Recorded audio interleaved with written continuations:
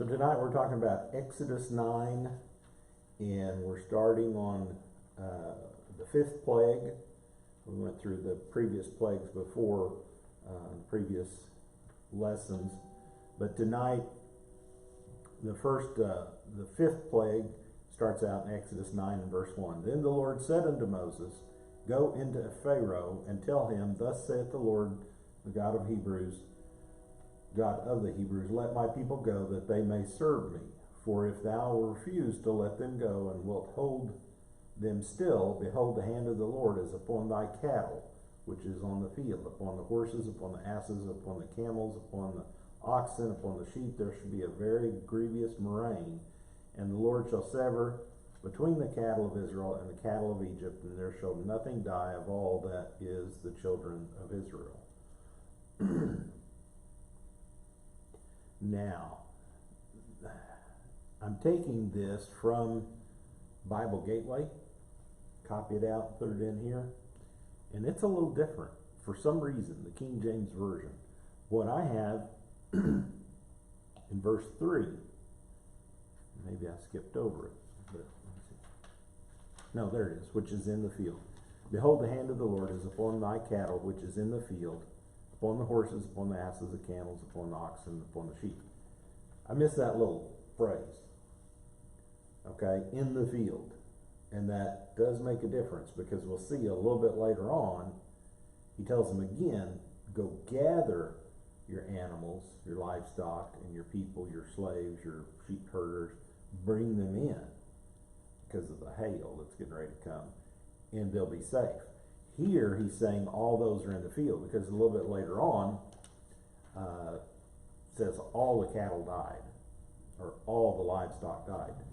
Well, I think that means those that was in the field. Okay, we'll see that in just a minute. I won't go any more of that. But again, this is the 5th plague. The fourth and the 5th, as we said, they're warned. The 6th plague coming up is not going to be a warning. It's just going to happen. So here he's telling, go tell Pharaoh and tell him to let my people go. Again, emphasizing they're God's people. They're not your slaves, which Pharaoh was representing or tending. They're my slaves, you know. He's saying, no, they're my people. And if you don't understand that, I'm going to show you how bad it'll go to get. So he says, let my people go that they may serve me. In this appeal, two things were clear. First, the people of Israel belonged to God, not to Pharaoh. Second, it was clear that God wanted Pharaoh to let the children of Israel go for the sake of the Lord himself, not because of Pharaoh, all right, or the children of Israel, but because the Lord wanted it. He heard their plea, he heard their cry, but now he's emphasizing it's going to be me. I want you to let them go. And in the King James it says a very grievous murrain. And so you have to go to some other versions to see what that says. And it does say that a very severe pestilence, if you go to New King James or some of the others. It says, nothing shall die of all that belongs to the children of Israel. Here again, we're starting to see a separation between the land of Goshen, the children of Israel, and the Egyptians. That's getting them prepared, isn't it? Well, it's showing Pharaoh, I can separate where this plague comes in. If a plague comes in, okay, if a plague, you know, the COVID was here and Tulsa was immune, everybody would say, what in the world is going on in Tulsa, Oklahoma, that is not, you know, being fazed by this? And that's what they were doing here. Pharaoh is just re-emphasizing to him. Moses is telling him, and they're not going to touch one hair of the Israel's herds, his livestock. Not going to touch any of it. Upset those Egyptians. Oh yeah, yeah. After Pharaoh heard it, and he didn't do nothing about it, this time it doesn't say, because it says in the field. Later on, they heed the warning. Okay, they hear this. They're a person that seemed, wouldn't it be really strange to watch? Yes, exactly. Brother Epson, you already 5, 6, and 7 for us? And the Lord appointed a set time, saying, Tomorrow the Lord shall do this thing in the land. And the Lord did the thing on the morrow, and all the cattle of Egypt died, but of the cattle of the children of Israel died not one. Pharaoh sent, and behold, there was not one of the cattle of the Israelites dead. And the heart of Pharaoh was hardened, and he did not let the people go. So this is, I think, kind of the way I'm reading it and the way I was thinking at the time. I think the emphasis here was comparing Egypt and Israel, the cattle of Egypt and Israel.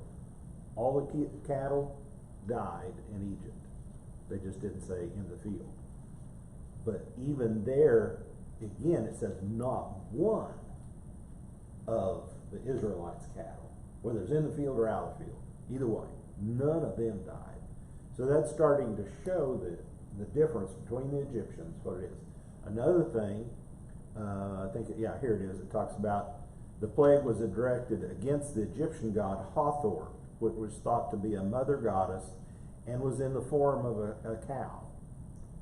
It says, in addition, Egyptian religion considered the cow and other animals, I've read other animals too, sacred, and the cow was often the symbol of fertility. God shows Pharaoh and all of Egypt he's mightier than any of these pagan gods. Each one of these is hinged or shows against one or more of the gods, the Egyptian gods. I think this is neat, the little eye underneath it.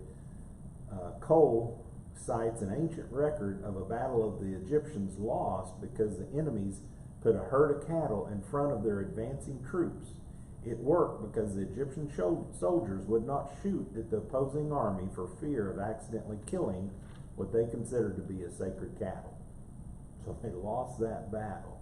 So it's kind of like, remind me of the old westerns where they do the stampede through town, except you have to get out of the way there. So Pharaoh, he sent, and behold, he had to send out people to check it out. Now Pharaoh had a large herd himself, I'm sure, that fed all his. Okay, and I'm not talking politics here, I'm just talking about the president, whoever it is, has a large contingent of people. Just say the White House. Everybody that's White House. He, quote, employs, whether he's actually in it. A lot of those guys get taken care of, food, office supplies, their payroll, all these different things that they may get. That's a big amount of money that goes forward for running the White House, no matter who's president or not. Okay, it's grown as it's gone bigger and bigger, of course, but it's grown. Same to it with a king or Pharaoh or anybody like that. They have a large contingent of slaves that they have to take care of. In order to keep those slaves and keep their house up, they have to feed them. So they have it. Solomon had a stable of horses that they said was over 1,000 horses. And to keep that many, you're going to have a lot of horsemen, farriers, and all these different things that you have to take care of to help the horses, So it's a large. So all he had to do is go down and send out, okay, go check the livestock out. Oh, they're all dead, All that was in the field, they're gone. Okay, how about the ones that was in, some of them being milked or whatever okay, they're fine. But then he went out, the Egyptians, the Israelites, no, none of theirs. So what did it do? That made Pharaoh mad. And here says the heart of Pharaoh was hardened and he did not let the people go. We'll see in just a little bit, this is what keeps saying here. Pharaoh hardened his heart. In a few minutes, it's going to be God hardened Pharaoh's heart because he wanted him to go through the suffering. As far as you not letting my people go, you're going to see what happens. Well, that would, again, probably would take a couple more than 3 days to get all the cattle off. That's right. Right. You know. I mean, they probably not finished finishing up, that when the next pestilence hit, the next plague hit. I mean, those frogs, digging them out for however many days, and then the next thing hit, then the flies, and then the lice, and all this. Now the cows. Scavengers. Oh, they've been everywhere. It stunk like everything. Golly. Man, it would have been bad.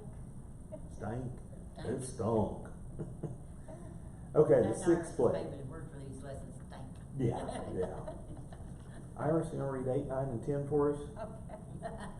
And the Lord said unto Moses and to Aaron, Take to you handfuls of ashes of the furnace, and let Moses sprinkle it towards the heaven in the sight of Pharaoh. And it shall become small dust in all the land of Egypt, and shall be a boil breaking forth with flames upon man and upon beasts throughout all the land of Egypt. And they took ashes of the furnace and stood before Pharaoh.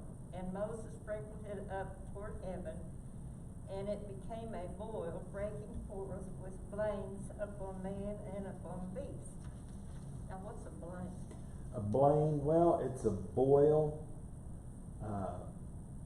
When a boil breaks open, it's usually got pus and stuff in it, oozes, and it's a watery substance, and sometimes it's not really, but it's just an infection, is what it is, that it pops out. And it doesn't really say here what blame is, but let's see what it says down here. Doesn't say anything. Anybody have Mine says sores. sores? Yeah, it's just Sores. a weeping sore. So that's kind of what it is, we think. And I don't know if you've ever had a boil. I have. I had one on my neck. I still got a scar from it because it was so huge. I mean, Painful. it was very painful. I mean, it gets so filled up with whatever fluid or anything in it, you can't even hardly turn your neck because it just pops up and it expands, so it pulls your skin tight and everything, and it just hurts like the dickens. Yeah. And so I can see why Job, once those things popped, like he did, he got a piece of pottery and he's scraping that stuff out. He's trying to get it out. Boy, it hurts. It wants to, because it get gross. But mine finally did burst, and when it would weep a lot. It would, it'd be real tender too, and I'd wash it and it'd start weeping, and it'd leak out. But boy, once that thing actually came out of there, boy, it was a relief. It was just. But it takes a while too. It does. It took several months for it to get over. So, Quite a bit. yeah, it's blains or sores. It says the first time this is human lives are attacked. Okay, up until now it's just been the frogs and all that up there, and the livestock. And here again, this is where it said, and all the livestock broke out with blains. Not only their cattle, that was in the field died. Now the cattle and the livestock that they had, they start breaking out with sores too. All the animals, and it's miserable. You can't lay down on them. You can't, like Job, when he got them all over his body, he couldn't. He just kind of tried to get comfortable for a little while, and it hurts. It says here the ancient Hebrew word for boil is to burn. It has the idea of swelling, painful skin inflammation. These painful boils and sores affected both the animals and the people. Verse 11 and 12, Bertha, you want to read those? Yeah. And the musicians could not stand before Moses because of the boils. For the boils was upon the musicians and upon all Egyptians. And the Lord hardened the heart of Pharaoh, and hearkened not unto them, as the Lord had spoken unto Moses. This is where God hardened his heart. God hardened his heart. The magicians, they couldn't even get up to try their magic because they were just hurting so bad, painful. You don't want to move. No, you don't want to move. You try to get in a place where you can't, so you don't hurt, and then you stay there. I don't know. Reminds you of shingles now. A little bit, yeah, it'd be kinda like that. And then it says, here is the first time that it said that the Lord hardened the heart of Pharaoh. It said at least 6 times before this that Pharaoh hardened his own heart. We see that God's hardening of Pharaoh's heart was the strengthening of what he had already set himself towards. Meaning that he, God, was going to prove to Pharaoh, you know, you're going to do this. And Pharaoh would get mad, he would get angry, he would get whatever he wanted. And he would promise them he'd let them go, he'd do all these things, and they turned right around and didn't. So that's why God said, okay, if you're going to keep doing this, I'm going to make you go all the way. It's one of those things. This is the first occasion on which this form of words is used, hardening his heart, after an actual plague. Previously, the position has always been put from the other side. Pharaoh hardened his own heart. The moral would be that God hardens those who harden themselves. Okay? And it's kind of like, and I don't want to say it, you know, but it's kind of like the only person holding sinners back from coming to God is sinners. Yeah. They don't want to. That's basically the. See, the Pharaoh could have maybe started softening up, and We did for a while. We see it.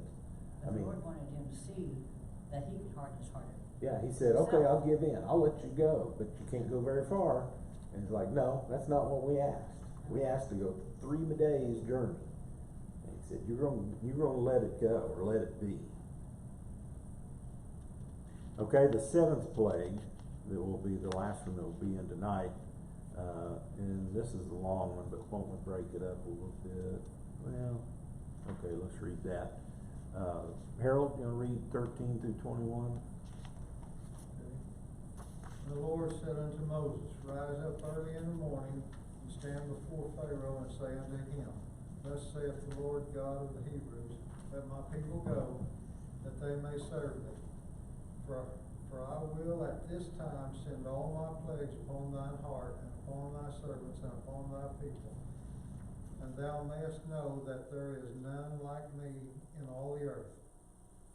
For now I will stretch out my hand, that I may smite thee and thy people with pestilence, and thou shalt be cut off from the earth. And in very deed for this cause have I raised thee up, for to show in thee my power, and that my name may be declared throughout all the earth. As yet exaltest thou thyself against my people, that thou wilt not let them go.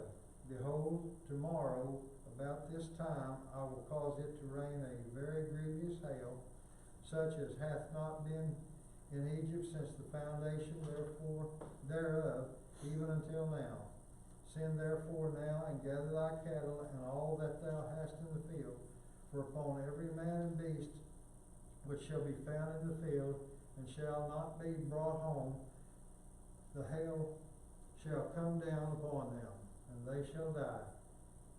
He that feared the word of the Lord among the servants of Pharaoh made his servants and his cattle flee into the houses. And he that regarded not the word of the Lord left his servants and his cattle in the field. I will send all my plagues to your very heart. Yeah, I actually forgot to break that. That's the start of the discussion phase. And that's what I was talking about earlier, where it says, I will send all my plagues to your very heart. He had already determined, God had, that he was going to send, evidently, several plagues. We don't know how many, he doesn't say, but here he's going to send all my plagues to you. You're not taking me serious, is kind of what the gist of this is. And then he says that I can show you, that I'll show you my power, and my name will be declared in all the earth, that there's nothing that's going to be left undone after you see my plagues that comes upon you. he also received. You know, wonder where the cattle came from.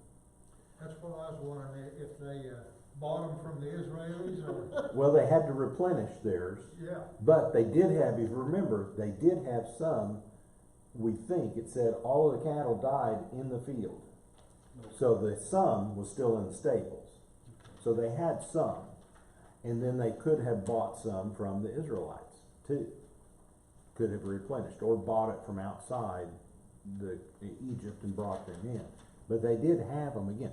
Even in the one before where the sores broke out, we see in all the livestock, Yeah. all the cattle. So they had some, but it's probably maybe not enough. And here again, if it's bang, bang, bang, these plagues hitting within a few days or weeks of themselves, they didn't have time to recuperate. It's just like, 1, 2, 3 knockout.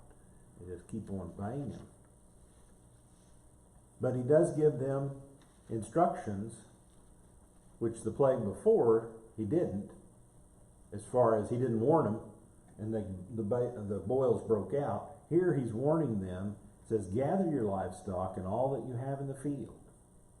Get them in. I'm telling you, it's going to be hail like you have never seen.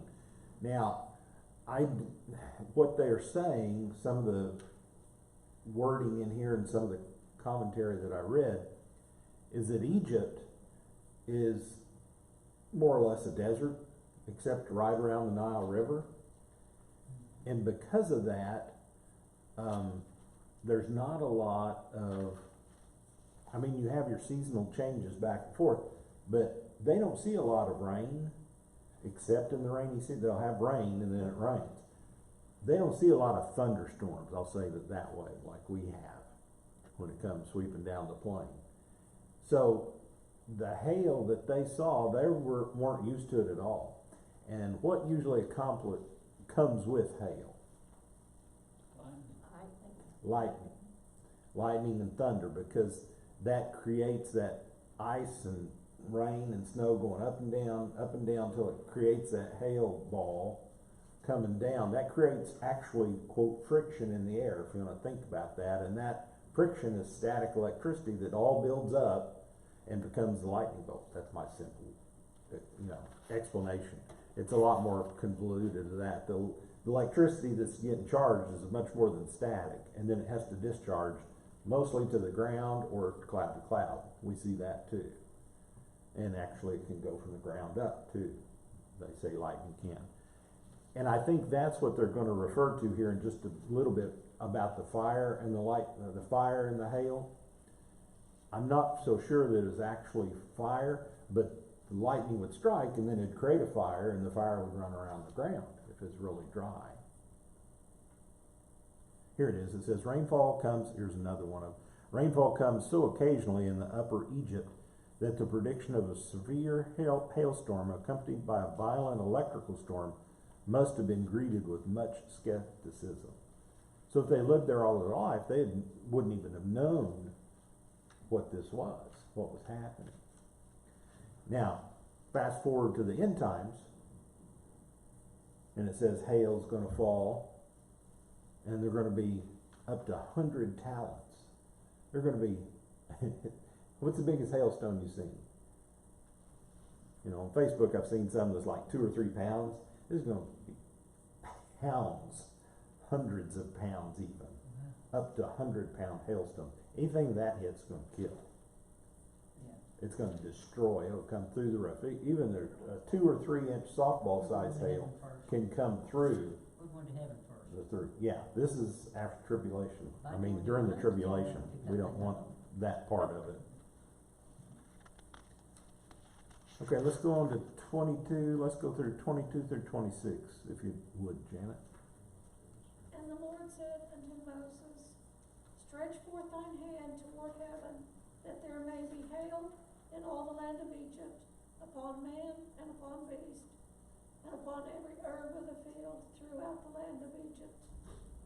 And Moses stretched forth his rod toward heaven, and the Lord sent, the Lord sent thunder and hail, and the fire ran along upon the ground, and the Lord rained hail upon the land of Egypt. So there was hail and fire mingled with the such as there was none like it in all the land of Egypt since it became a nation. And the hail smote throughout all the land of Egypt, all that was in the field, both man and beast. And the hail smote every herb of the field, and brake every tree of the field. Only in the land of Goshen, where the children of Israel were, was there no hail. So it was devastating, what they saw. I mean, trees, you know, whatever trees was left or there, because you gotta remember, you gotta go back to the lice and the flies and all that. It some of that had already been destroyed. And it's gonna be destroyed even more a little bit later.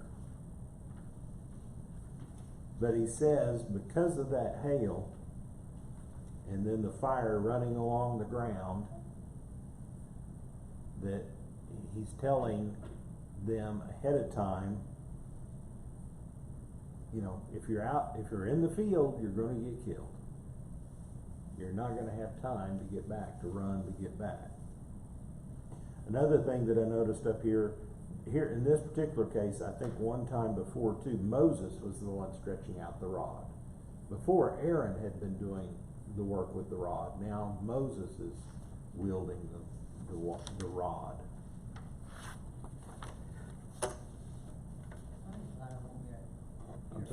Yeah. I don't wanna see that. No. Another one of their gods. Mm-hmm. It is. Yeah. The plague was directed against several Egyptian gods, notably was Nut, the sky goddess. I don't know where they get it from, but it does. They worshiped the sun too, didn't they? Oh, they worshipped everything. Everything. All natural, you know, everything natural. Sounds familiar. It says a strange mixture, a miracle within a miracle, says Rabbi Solomon. Fire and water made a peace betwixt themselves that they might obey the will of the Creator. So whether there was fire in the hail or it was lightning, we don't know exactly. It doesn't say. But it does say that it ran along the ground, the fire ran along the ground, and it's such like that they had never seen before. Well, there are sometimes that we get, you know, the thunderstorms rolling through here, and you look at the map and there's 1,000 of the little lightning bolts, you know, in just a real short area. It said that the night Darla said woke up and on our iPhone it'll say lightning strike within so many miles. I didn't ever hear it. It must have been, it said 4 miles away and I didn't hear it, but that's usually, if it's fairly close, you'll hear it. I mean, the thunder will grab you. Okay, verse 27 on to the rest of the end of it. And Pharaoh sent and called for Moses, and Aaron said unto him, Moses and Aaron, sorry, and said unto them, I have sinned this time. The Lord is righteous, and I and my people are wicked. Entreat the Lord, for it is enough that there be no more mighty thunderings and hail, and I will let you go, and ye shall stay no longer. And Moses said unto him, as soon as I'm gone out of the city, I will spread abroad my hands unto the Lord. Now just imagine, Pharaoh goes, go get Moses and Aaron. I ain't going out in that stuff. Will you turn and kill me? You know? But evidently they were accomplished because they got out there and brought Moses. And I can just imagine, you know, a corridor opening up for Moses and Aaron as they're coming open, that nothing was hitting them coming in their path.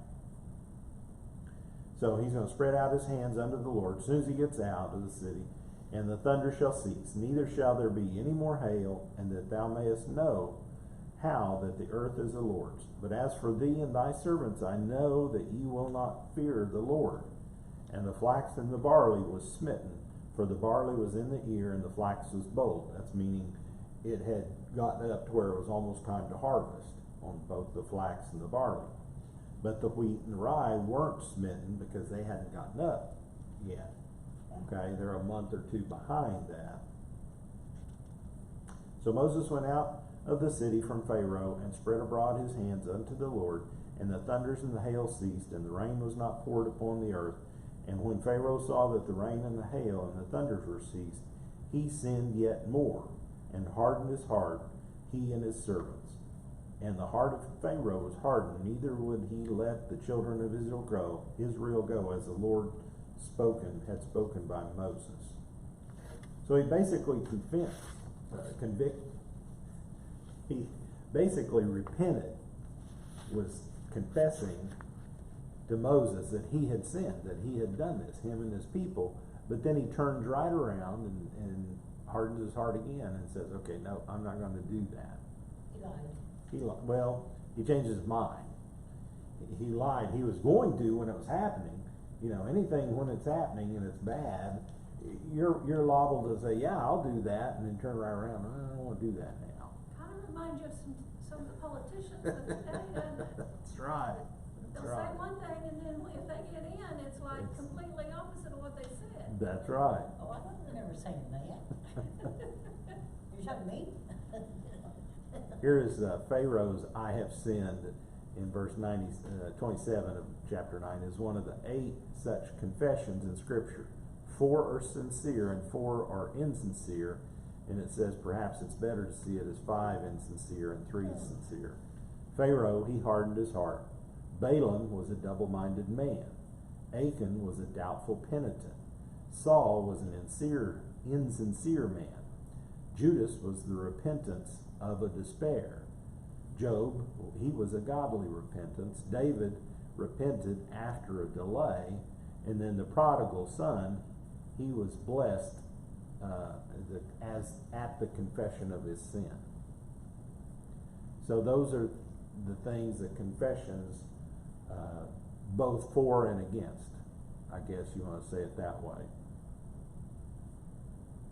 And Moses had already told him, he said, I know what you're going to do.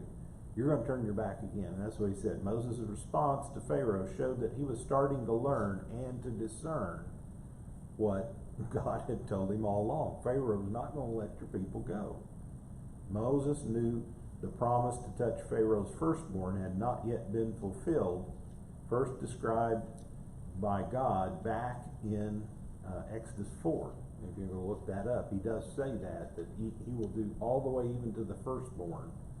So he knew that was on the table. Moses did.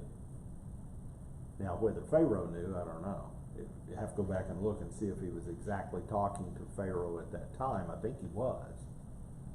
But Well, so, don't you know that Egypt was in a mess right now? Oh, yeah. The land, because of all the dead animals. all the dead animals, all the sores, all the everything, all the crops that were ruined. They didn't have any food. They were, Imagine it did all kinds of damage to the homes and yeah, stuff. everything else, what they had. What the lightning didn't hit, the hail hit, all this different. But over in the land of Goshen, it was just a real nice day. That's truly amazing. Makes you wonder, you know, it's not mentioned as a plague, but it was taking all their money to have to replenish everything. and It get was. food. It was. And it makes you wonder also, did the Israelis, inflation keep up with the price of the stuff that was coming in? Well, 400 plus years, almost 500 years. And they said that was also retribution for the not getting paid for being slaves. That's what I said, they're probably raising the price of each time they had to restock. That's right. That's right. Everything's going on. And just think, they're really at the mercies of the Israelites. That's right. Because. Don't you know? Don't you know those soldiers? Well, we're getting ahead there, okay? But after, the people were ready for them to get out. Man, they were giving them gold, and I mean, they were giving Yeah, them that was everything. gold. Bye. Then all of a sudden, the soldiers were saying, thinking, boy, they're gone, they're gone. Yeah. And then Pharaoh said, let's go get them. Well, here it does say Pharaoh and his servants. So the people, yet again, turned their back on what they. Some of them listened because they brought their people in, but then some of them didn't. And we see that's leading up. We know that some of them started believing in God. And that's one thing God wanted to prove and show to them, that he was the God that is the God of all. He's the God of the earth. He's not only the God of Israelites, but he's God of the earth. And it was proving to those Egyptians, if they would listen, That, you know, Pharaoh's just a sham, he's just a leader, is all it is. Wasn't there some Egyptians that left with the Israelites? We see that in the movies and things. I think it probably did happen, we don't know exactly. But just like anything else, they'd been there 400 years, 400 plus years. I'm sure they probably had some Egyptian families, you know, wives and sons that married some of the daughters, things like that. So they brought them along. They said, let's go. You know, after these 10 plagues, they said, yeah, we want to be part of this. We don't want to be a part of that. So, I think. Yeah, I figure they would say, let me help you load your cart, let me That's saddle your right. horse. That's right. That's right. Whatever.